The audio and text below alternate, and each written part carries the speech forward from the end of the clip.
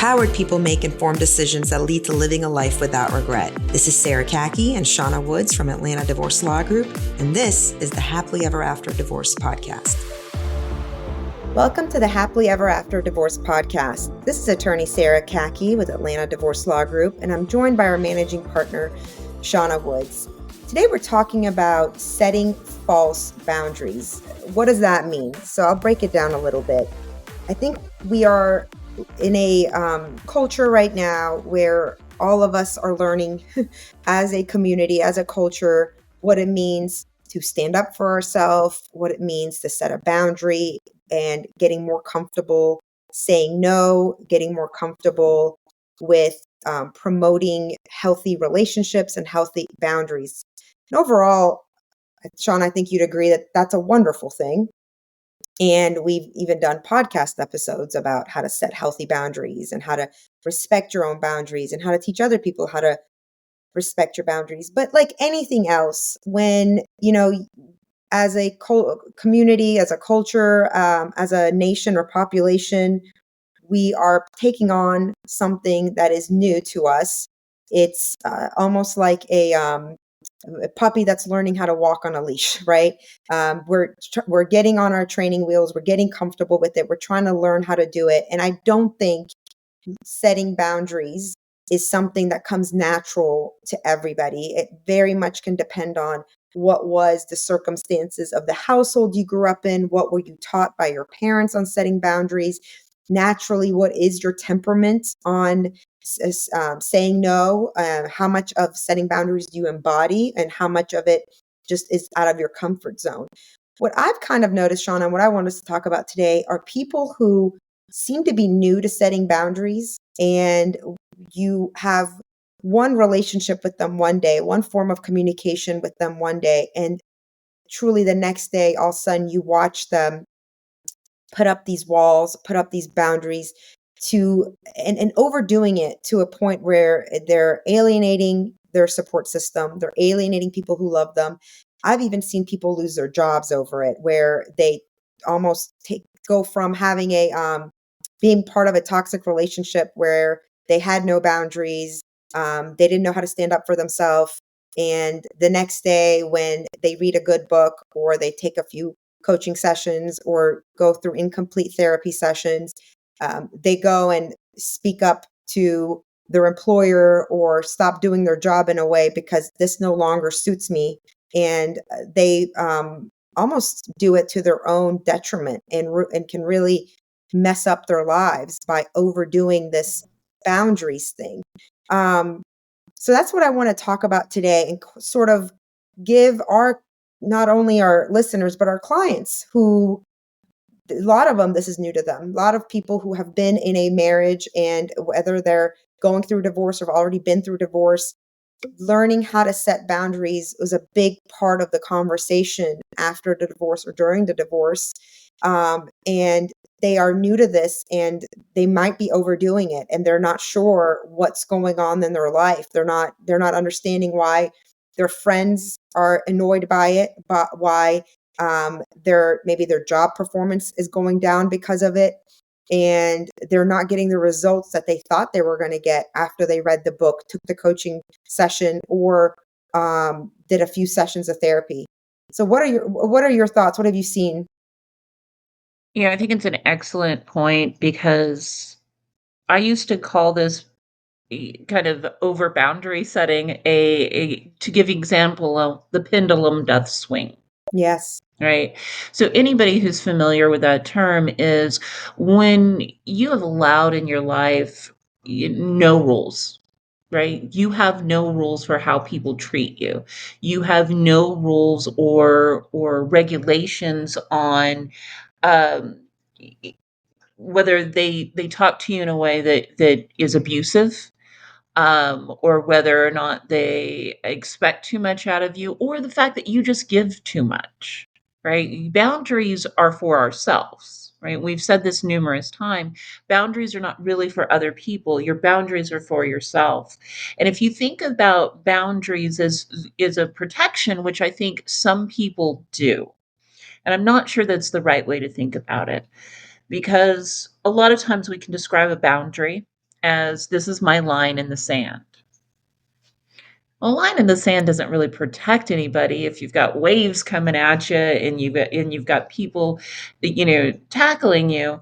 But what your boundary means by a line in the sand is you have to make that decision if somebody crosses that boundary, what you're going to do. The line in the sand is not to control or protect that water. That water is going to come whether you're there or not. That water is going to come whether that boundary is, that line in the sand is not. It's what do you do? And your decision may be a tactical retreat, right? Maybe to leave the situation. But it's not appropriate to sit there and say, "Hey, ocean, I drew a freaking boundary in the sand and you're not obeying it." So, what we see often when we talk about the pendulum does swing is people who have felt so unsafe and understanding what they would do in response to a boundary being crossed that they turn these boundaries instead of a line in the sand, they turn them up into walls Hmm. that people have to beat their head against or that they're not allowed in. So I think that when you're boundary setting, one of the things you really have to consider is how safe do I feel with my own decisions? The higher your boundaries and the stronger the walls would indicate you're not feeling real safe in your decisions. You're not really feeling safe in your own perception of is this a good person or a bad person, or is this a good thing or a bad thing? So you're setting up huge walls about not letting anyone in. And so for me, I think it comes from a deep place of fear Yes. and not trusting yourself anymore. Yes. Not necessarily, I have to put up a really strong boundary because this person's being abusive. Your boundary should be if the person's being abusive, you leave. You don't build walls around yourself. So, healthy, I think, is the key term to what we were talking about, or what you were saying earlier. Is we talk about setting healthy boundaries, but there are a lot of times when unhealthy boundaries are set, if you even want to call them boundaries. I love your analogy with the ocean, and I have one that's not as quite as beautiful as the ocean, but it's the lottery ticket. Which we there's a lot of studies that show people who came from very low financial means who win lottery tickets, big numbers. Um, they end up within a very short period of time back into financial destitute.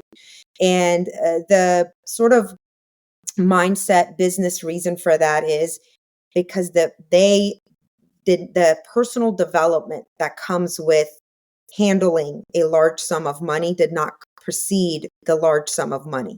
So the patterns of that have, it takes some sort of education, it takes some sort of financial awareness to know how to handle a large sum of money without blowing it up, right? Like things like budgeting and some financial literacy. And without that, it is very common that you would get that winning lottery hand and within a couple of months you're back to square one.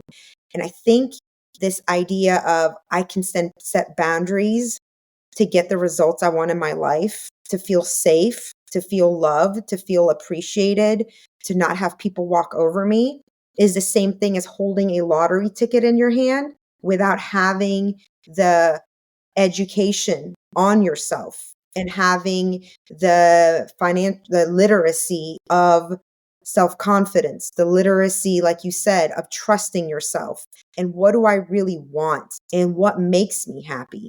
Instead, I just am going to cash in this boundary lottery ticket and hope everybody makes me feel better about myself.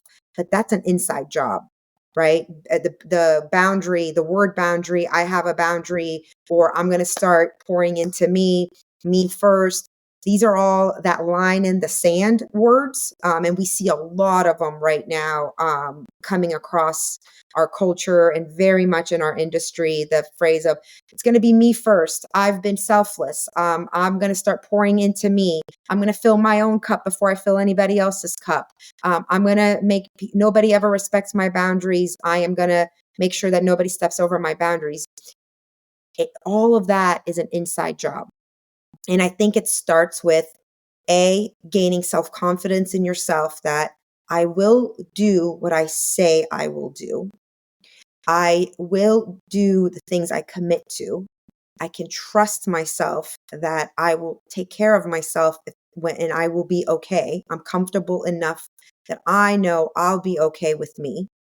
And really knowing, what do I want, and what are times that I am actually doing something for me, but I'm phrasing it as I'm doing it for somebody else. Mhm. So a lot of times I think we do something for other people, but the thing we're doing for other people might actually give us great joy. It might actually be the thing that we really enjoy. For me, for instance, cooking for my family on Sunday nights, I get more out of that than my family does. So I think a less mature version of me, a less self-aware version of me would, on a Sunday night, it would be an easy fight saying, I cooked for everybody, I cleaned up after everybody, I grocery shopped, and nobody helped me do anything, and now I'm really tired and I have to wake up early and go to work tomorrow. Nobody appreciates me. But doing the self-work and becoming self-aware, I'm very clear on the fact that that is actually love, that when I give it, it pours into them and it pours into me. And I'm not going to make anybody feel guilty or shameful about that, right? And one day showing up to the house and saying, I'm not cooking Sunday dinner because, you guys don't do anything for me, is a very false boundary setting, because I'm not only taking away something that actually serves me and makes me happy, but I'm sending very wrong message to my entire family. Now, however, if I was more clear on this, hey guys, Sundays, I love cooking for you because that's my fun, happy family time cooking. In the middle of the week, I don't enjoy cooking. It's not fun for me. I'm too stressed out coming home from work. The time crunch, I don't enjoy it. So I need everybody's help around here so that we can have, if we're going to eat together on middle of the week, we need to all do it together. Instead of just falsely saying, guys, I'm done doing this. I'm setting my boundary. This is my wall. And you guys need to figure it out.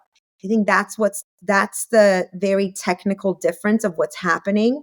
People having a hard time truly articulating what their need is, what they want out of their partnership or out of their family or out of the loved ones or out of their coworkers, and articulating it in a way that somebody can actually help you with. How can you articulate your need in a way that the person who's receiving it can truly understand it and you're truly explaining it, versus just throwing these words, that are line in the sand words that the ocean can really just come and take away, which is, I'm going to pour into me first. I'm setting my boundaries, and everybody's walking all over me, and I'm no longer going to be okay with that, and that isolates people. You said so many really good things. I actually love the analogy of the lottery ticket. I think it's so poignant because you get a tool, you get something that you think, I've always needed this. This is going to change my life. But if you don't know how to use that tool, if you've not been properly trained to use this tool, you're going to fall back into all your old habits. And then you're going to end up right back where you were with a cool new term of boundary, right? Yes. That this is the new term or thing that we're going to throw around, when reality, and you said something so very important, it's about the self-confidence, Yes. right? To know what a boundary should be, how to enforce it for yourself, again, for your analogy in cooking for your family. If that is something that you're having an issue with, or if you're like, I no longer want to do that, it's the proper communication of, this is how I'm feeling about it, not all the what sudden coming home and saying there's no food in the house because screw y'all, you're not paying attention to me, or you're not giving me what I want. The boundary setting becomes with, especially if you're going to change something that you feel like you're overdoing, you have to communicate why you feel like you're overdoing it first to yourself. Right. And if it is a you problem, then you need to address the you problem. You had shared with me some personal things, and I won't get way too into it, but how both of us do come from families where work ethic is extremely high. Yes. And for you, your mom was very dedicated to the home and making sure that was taken care of, and you felt that in your soul that you needed to be the person who's coming home and cleaning and doing Yes. all for your family. And I loved, if you don't mind me Yes, sharing, please. what Hashem had told to you as you told it to me was, he said, I don't value this version of you. Yes. You, I don't need the house spotless and you so miserable. Yes. So first you needed to set that boundary within yourself because it was something you felt and you were overdoing, right? Yes. But a unhealthy person could turn that and be like, they're making me do this. Everybody is putting so much on me. Why aren't they helping me? When it's the reality is that you set that expectation for yourself and then you're upset because nobody's either valuing that when that they didn't ask for it in the first place. So I'm so glad you brought up that example, because what that is, what happens right before you go through this, I got this lottery ticket of the boundary and I'm going to use it on everybody. You go through this phase in life where you tell yourself the story that I am putting everybody else, I'm giving everybody else, Mm. and I'm not getting anything. Nobody's prioritizing me. I'm pouring into everybody else. And it's such a false story that is so detrimental, because what you're really saying is, I'm not getting anything. I'm Yeah. looking for something and I'm not getting anything. And what you're not realizing is you're giving probably things, like I was, that people aren't asking of you. So you're not even giving anything that anybody wants from you, but you're using that give as your victim story of why you're not getting anything. Right. And instead of uncovering that, of what are you giving that isn't even being properly received and isn't being valued at the value you think it should be, right? And what is it that you are wanting to get from this uneven exchange in your head that is causing you to go into your victim mindhood? And you're just blocking that entire self-awareness that you could unravel with this boundary conversation. And it puts a band-aid on top of it versus diving into, why am I not getting what I want? Right? What is it that I want? And why am I not getting it? Do I even know what it is that I want in terms that I could explain to my loved ones so that they could understand? And what is it that I'm giving them this and they're not even valuing it? Where's that come from? Is that something that I enjoy giving or is it something that I don't enjoy giving? And I do think we're very much in a culture where we're giving a lot of weight to self empowerment, which is what we're about. That's what this whole Mhm. podcast and our whole firm is about. But not all of the conversations and not all the tools we're giving in the realm of self empowerment are helpful, because teaching somebody to just say me first is not helpful. Actually, as humans, I truly believe we serve ourselves and our purposes the most when we are giving our deepest gifts, right? And we receive tenfold from any time we are giving somebody our deepest gift. What we receive in exchange for that is way beyond than what the person's even getting from it. And it may just be that you are giving away something that you don't naturally have, and the person who's your most loved one might not even be valuing it. So when you are really go deep into what is it I want, it is usually in line with your deepest gift.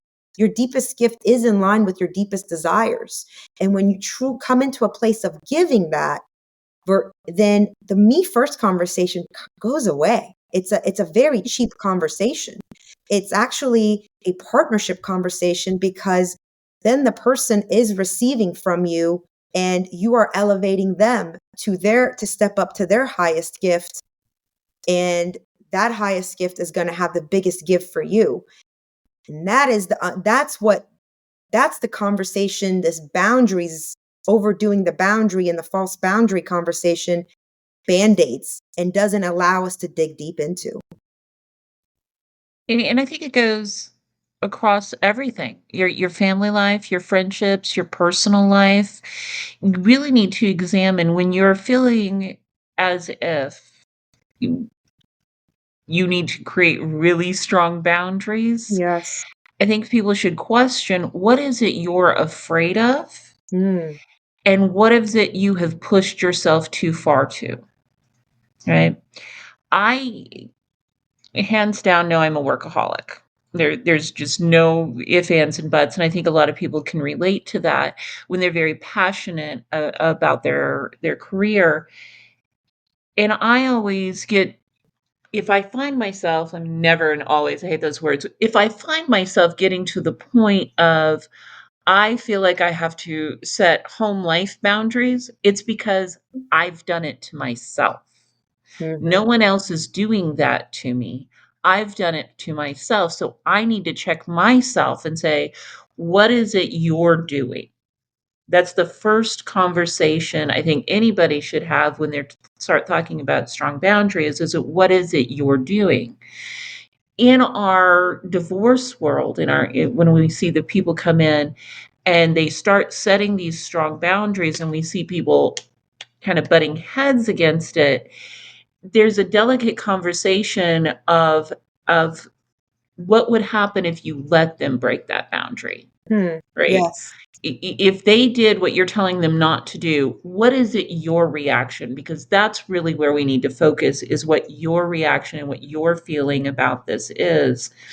Because you don't want to take the empowerment to over empowering other people, right? You don't want to go beyond owning yourself in a world in which we are all interconnected into now asserting everything you desire onto someone else, right?